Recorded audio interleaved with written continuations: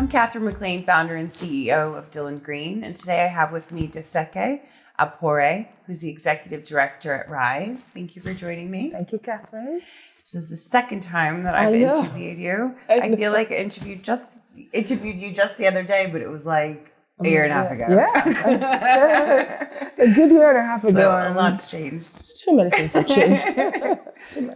And we are in Minneapolis today. Yes. We're attending Cleanpower, the American Cleanpower conference, and it's been really, really great. It's been awesome. So for those who may not know, introduce yourself, please. Tell us a little bit about yourself. So my name is Doseke Akporiaye. I'm the Executive Director for WRISE. And for those that don't know WRISE, it's Women for Renewable Industries and Sustainable Energies. Our focus remains to increase the representation of all women, irrespective of their race, their gender, their affinity, to just ensure that they have access, they're aware of the opportunities within the industry, can take advantage of those opportunities, and to influence the environment in which they exist within the corporate organizations, so that it can build the kind of environment for them to thrive. Right. So that's what we do at WRISE.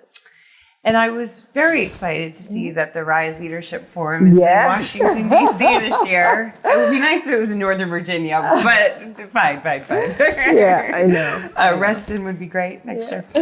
No, but I'm very happy it's in D.C. this year. Tell us, why people should attend Leadership Forum. What's it all about? So, the Leadership Forum is really an amazing program. Last year was my first experience of the Leadership Forum. And I tried so hard to prepare myself for it. And I did all the research and everything, but the experience is just different. Yeah. It can't be captured, it can't be replicated. And it's important to be there because one, it's unique, it's thoughtful, it's deliberate. Yeah. We have things like nursing rooms for nursing mothers that want to attend. We have safe spaces for different affinity groups. Yeah. So it's just something that you come to, and it's just different from all the other conferences you go to. Yeah. I was the chief hostess for last year, and after 3 days, I wasn't exhausted. I was energized. Yeah. And a lot of people feel that way because the focus is not on just professional development, it's on personal development. So the things that they are concerned about, the issues, the challenges that they have that affect their ability to grow, not just professionally, but personally, those are the things that we bring to the conference. It's curated by the community members, and we just deliver it. So imagine you going to a conference that you have designed. Yeah. The things that you want to see, you want to hear. Yeah. The things the tools and the frameworks that you need to go back to your organization and do work immediately, impact, actionable steps. These are just things you don't experience in most conferences. Yeah. And I think that's why it's important for people to attend. And this year it's going to be really amazing. We had about 600 people last year. Yeah. We're probably going to get to 700 or 800 this year. I don't know, maybe a little more. But I know you want to keep it also, we've talked about this, you don't want it to be kind of too big because you want to keep that sort of intimacy around it. It's very important. And I think that's one other thing that differentiates. It's an intimate conference. Yeah. You get the time to actually talk to people, to actually make connections and forge relationships. So, we're constantly looking at how do we balance it so that we don't lose that intimacy. Yeah. But, it is growing. Yeah.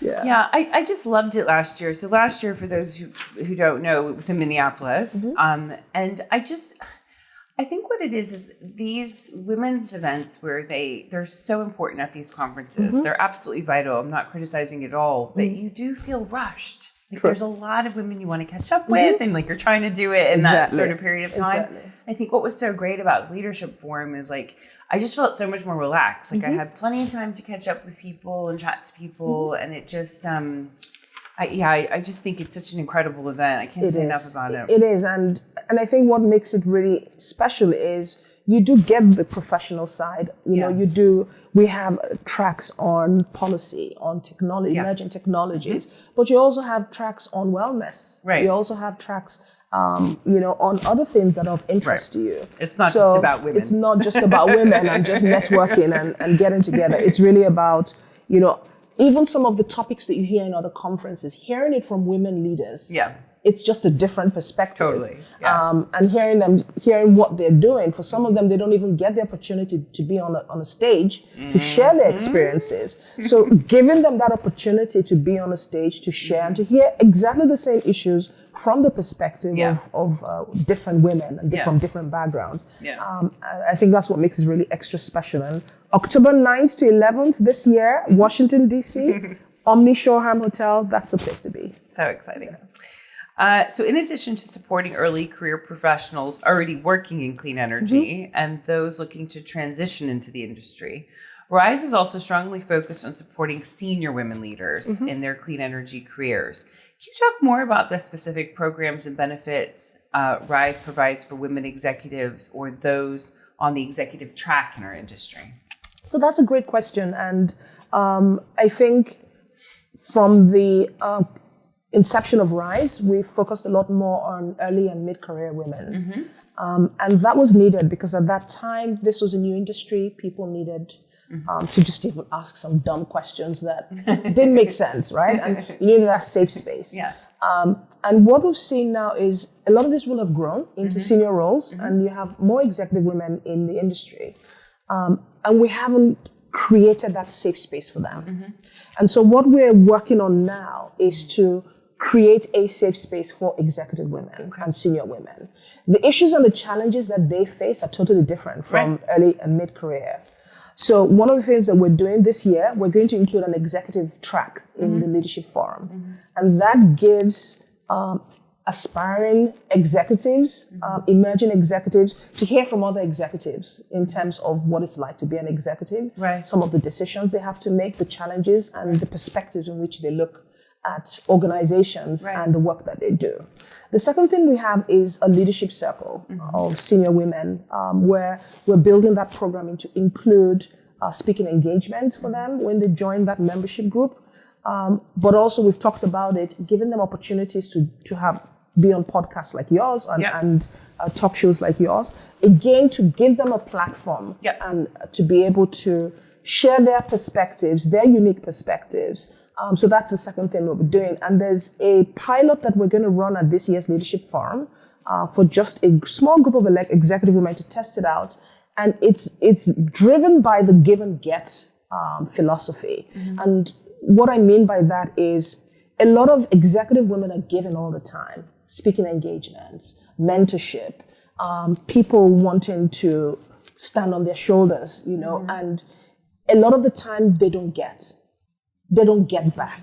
Okay. They don't get back in terms of how am I running my organization? How can I help you? How can I help you? Right. What are my needs? These are some of my aspirational goals. How do I achieve them? Right. And just the same way we have mid-career and early career, they're dealing with, how do I balance family and work? They have their own unique personal challenges. But I haven't seen a forum where they're getting. And so at this Leadership Forum, we want to pilot something where we get a small group of executive women, and the program is just going to be about giving back to them. Gosh, it's so interesting. I love that. So it never actually occurred to me until you said it, but it must be such a good point. The more senior you get, the more people ask the lonelier it is, but everyone expects you to be able to give. Everybody expects you to share your experience. And it's a joy for most of them. But it just means that you're a lot of the time your needs are not being met. You don't have that safe space. You have to be strong all the time. You have to have all the answers. I was talking to someone yesterday, and they're talking about getting onto a board. They just took on a role about being a board chair. And one of their biggest challenges was, how can I be vulnerable that I don't fully comprehend what that role is, and I don't have all the answers. But they have to be strong all the time. They have to be present and show the confidence that they are there to lead. And so we want to we want to pilot this to see how we can create that safe space for C-suite and board members. And I know some of the things that we've talked about before as well is boards, because this is something I get asked a lot about, that women at that level, what's next? Exactly. So I know you're starting to look at that. True. So that as well. Yeah, exactly. So that particular pilot is also going to look at some board development. Yeah. Board development from the perspective of what it takes to be a board. Right. How it takes to join a board, where are the opportunities? Can we match some of those opportunities with people that are there? Yeah. How do you manage your board? You're at the C-suite, you're dealing with a board, you've just gotten investors into your organization, they've put someone there on the board, their focus, their priorities are different from yours to some extent. How do you manage that? How do you deal with that? And for some women, this is their first foray. They don't know how to deal with it. So we want to be able to also look at board management, managing your board, joining a board, and just being ready and knowing what those opportunities are. So for those who aren't familiar with WRISE Speaker Bureau, can you share more about what it is and why WRISE decided to create it? Also, it'd be great if you could share more information about the No Manels pledge and the campaign that WRISE has initiated and led. I, for some reason, that word makes me chuckle. I know. Did Abby come up with that word? No, I think it already existed. Okay. But a lot of, not just Abby, a lot of other industry women and leaders have always, been concerned about it. And for those people that don't know, Manel just means an all-male panel. Right. So I'll start with that. What drove that? And it was driven by the Speaker Bureau. We have a Speaker Bureau. The Speaker Bureau is a publicly accessible database full of accomplished women that can speak on any topics, that has to do in the clean energy space. And the reason we set it up was because we got a lot of feedback from people saying, "Well, we don't know where to find women. We don't believe that women can answer or do these kinds of things." So it was set up so that people would be able to access them. And so our role as WRISE is really to drive attention to it, for conference and event organizers to use it, but also for people to join as well, so that they can be approached or they can be used. And some testimonials from that is the Empower Her program we had yesterday. The keynote speaker, Yejide, from the Speaker Bureau. Last year for Ref Wall Street conference, we had about 5 or 6 women from our Speaker Bureau database as well that spoke on panels there. And for one of the ladies, she actually sent an email saying her entire career trajectory changed after that. Wow. She's been speaking on panels, for banks and different things. She actually sent a message, and I think her name is Locke, Miss Locke. She allowed us to use her name. And just said, it's really just changed her trajectory, her career trajectory after making that, talk at the Ref Wall Street. It's interesting that you mentioned that, because I sort of found the same thing. Like, once you do one speaker event, then you have you can start to have a track record, like anything, right? Yeah. And so then people are like, "Oh, you spoke at that event. You want to speak at this event?" Yeah. It's like you're bringing awareness to people that would never actually have had that awareness. Exactly. Yes, and I think you actually mentioned that Solarplaza had approached you.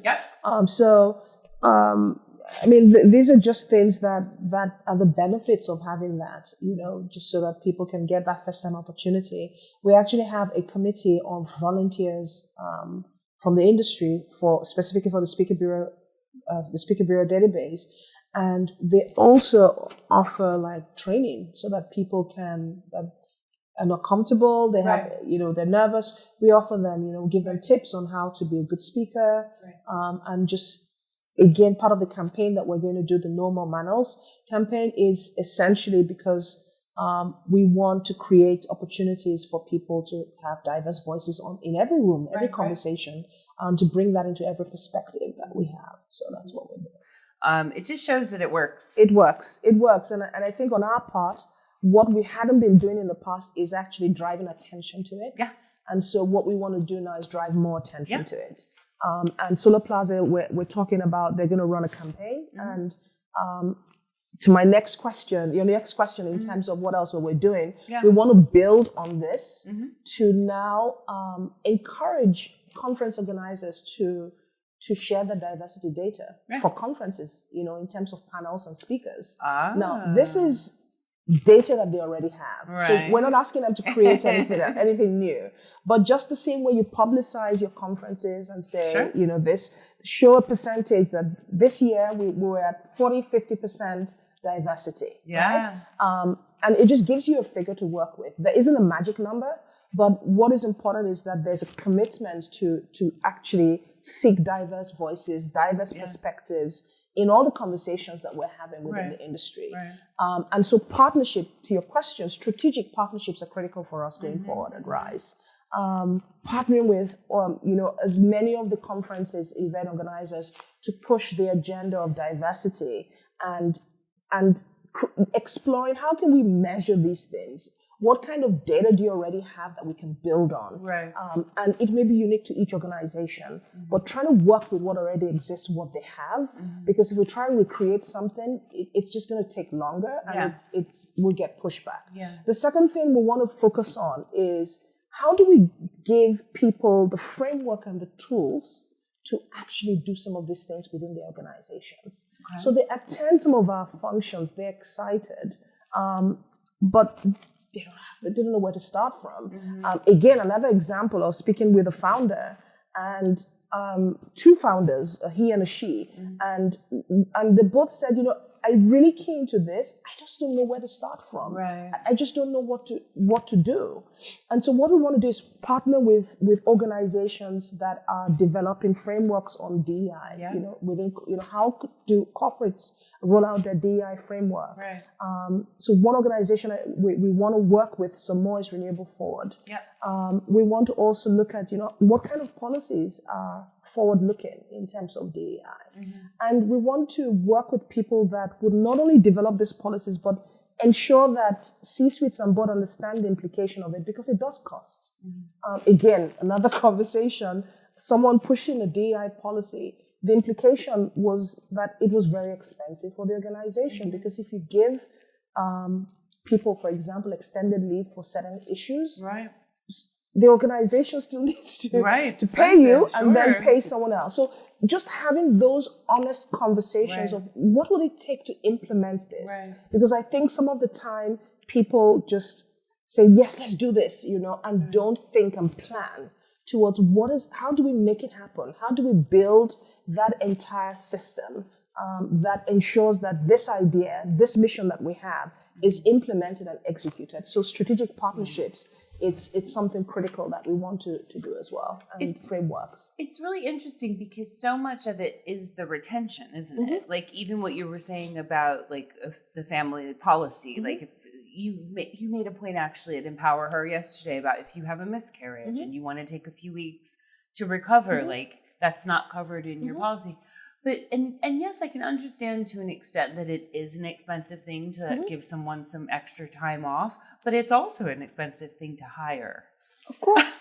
So you have to decide, do I want to spend my money on retaining my talent or continuing to hire my talent? And I can assure you, I think retention is it's more cost effective. More cost effective. You're so right, and you raise up a very important issue, which is we've been so focused in the last 2 years, X years, on where we're going to find the people to meet the demand, that we of personnel within the industry.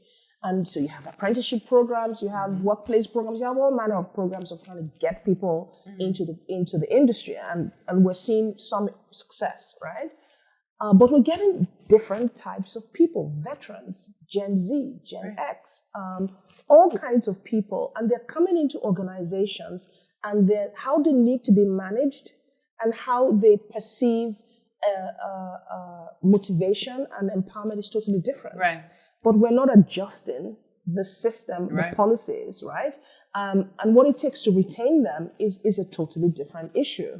We're not yet focused on those things. And so, again, working with partners to see what are those right policies, retention policies, so that we can ensure that we're seeing more women come into the industry, but they're not staying. Yeah. They're not staying because the culture doesn't suit them. They're not staying because the performance management system is not aligned with what they're doing. Right. They're not staying because, when they don't see enough C-suite women and board women within the organizations for them to aspire to. Right.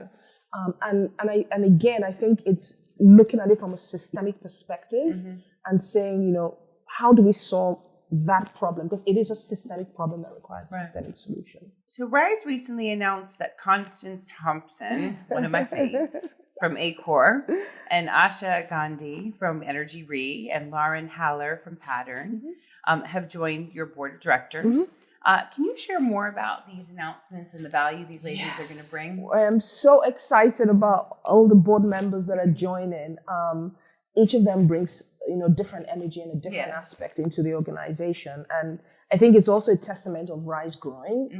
So we're now having some board members that are terming out, by virtue of our bylaws. So, but I think there are three things that I think they all bring in. One is that depth and that breadth of experience that from the industry. They know the industry from a policy perspective, from a finance perspective, from a legal perspective. They bring that experience. And what that does is they're constantly looking at WRISE and saying, the programs and the services that we offer, are they market aligned? Are they in line with the different demographics that we want to focus on as an organization? So that's one big thing that you can't pay for it, right? If you had to engage in consultants, it would just be tremendously expensive. The second thing that they bring on is just their ability to be ambassadors for WRISE, to take our mission and to make sure that they're pushing it within their networks, within their various respective rooms, to further our goal as an organization. And I think the last thing is just to make sure that the problems that we're solving are systemic. And to make sure that we're not not narrowing our focus in terms of the problems that we're trying to solve, but that is keyed into a larger problem that will affect everyone within the industry. And I think these new ones coming, we do have another board member coming in. I don't want to mention it yet because we haven't announced it. I'm really excited about that. But it's really just making sure we get all of that within the organization. We keep on getting, reaching out to the different sectors, the different segments, the emerging areas within the organization, within the industry, and have that representation on the board. So I'm very excited about it. It is so exciting. I love it. So switching topics a bit, I believe WRISE offers several different fellowship opportunities. So I'd love to hear about these and how we can spread the word. Yes. Oh, that is so great. So we do have two main fellowships that we run. One is the Wind Fellowship, and the other one is the Solar Fellowship. The Wind Fellowship, we normally partner with Cleanpower for the Wind Fellowships, and we partner with RE Plus, Sierra, with the Solar Fellows, the fellowship programs. And the Wind Fellowship program, we put it on pause this year because we wanted to enhance the programming a little bit. It culminates in taking 8 fellows to the Cleanpower conference. The partnership with Cleanpower is they provide access to the conference for our fellows. And for this year, they're very kind to 50% of the proceeds from the Empower Her program will go towards our fellows for next year. So that's really good. But we want to build that program to get those fellows to begin to understand what it's like to come into the workforce. We haven't done that in the past. So looking at some job shadowing, for example, some internships, short internships, looking at maybe giving them some kind of assignments, case studies, to just experience what it's like, because the school environment is totally different from the workforce, right? Yes. So we want to expand the program, for all our fellowship programs to just build a little bit more meat, a little bit more content into it. There's some content that we will not do ourselves. We'll partner with people that already have the content. But it's just really to make sure that if it's technically a 12-month program, what can we do in 12 months to enrich the lives of those fellows? And we do need sponsorship for those to make it happen. One other reason why we paused this was because we needed funding. for the fellowship program and wanted to be able to get that. So it's an amazing opportunity. The fellows are always amazing from diverse backgrounds. People who ordinarily would not have the opportunity to attend Cleanpower. They would not have the opportunity to attend RE Plus. Right. For the RE Plus fellowship, we do that in partnership with Grid Alternatives. Yep. And again, we give them exposure to employers during those conferences as well. So it's really an amazing program and something that is dear to us, and we really want to build it out. And we invite people that want to see more diverse faces in the industry to support that program and sponsor that program. I'm so glad that you mentioned Grid Alternatives, because it was I came across them when I first moved back to the US and was learning about the industry here, and I just think it's such an incredible organization. They don't get enough publicity. I know. They're really an incredible organization, and they've grown tremendously. Some amazing people have come out of there and gone into other organizations as well. But their model is just very unique. They go into communities and they support those communities, sometimes not just in terms of development and training, but also in terms of actually sometimes helping to deploy projects within those communities. But it is an amazing organization. It's always a joy to see an organization that is running without the founders being so intricately involved. Right. And I think Grid Alternatives is a testament that there's no level of interaction of work that you want done that the founders must be involved in. Yeah. You actually deal with people that have mastery of their particular function and are able to execute it. Right. So it's really good. Well, thank you so much for talking to me again today. Thank you. I've really enjoyed myself. And I appreciate all the work that you're doing on behalf of us. It's really... it's much needed, and I just have so much respect for you. So thank you so much. Well, thank you, Catherine. I think you provide an important platform for women such as myself and other women, and I think it is important for us to continue to highlight and show that. Sometimes when you're not seen, people just don't know you exist. Yeah. And I think this gives other women. And I'm hoping we can continue to work on this on our leadership circles to just make sure we showcase those women. Yeah, great.